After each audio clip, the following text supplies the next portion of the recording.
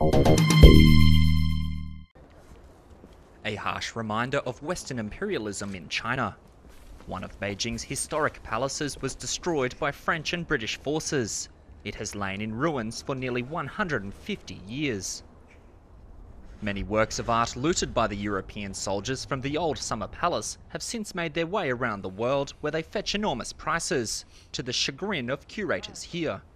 Our position is clear. The stolen relics belong to the People's Republic of China. There's no doubt about it. Two of those pieces are about to be auctioned in Paris, causing much anger in China. The sale of a collection amassed by late fashion designer Yves Saint Laurent and his partner include 2 bronze animal heads from an original group of 12, which was taken from the old summer palace in 1860. The pieces are expected to fetch between 8 and 10 million euros each. Chinese lawyers have threatened to wage a legal battle to get the artifacts back. To auction off the items that were stolen from us is like adding salt to a wound that hasn't healed. It'll only make the reaction more violent. The problem is that international laws and treaties prohibiting the illicit trade of cultural property do not apply to relics stolen that long ago.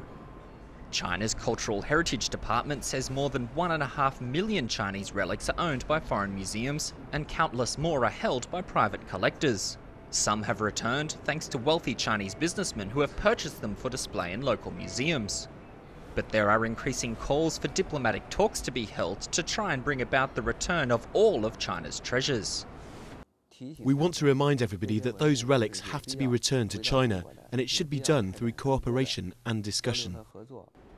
Of the 12 bronze heads stolen in 1860, 5 have been bought by Chinese businessmen. 4 of them are on display in this Beijing museum.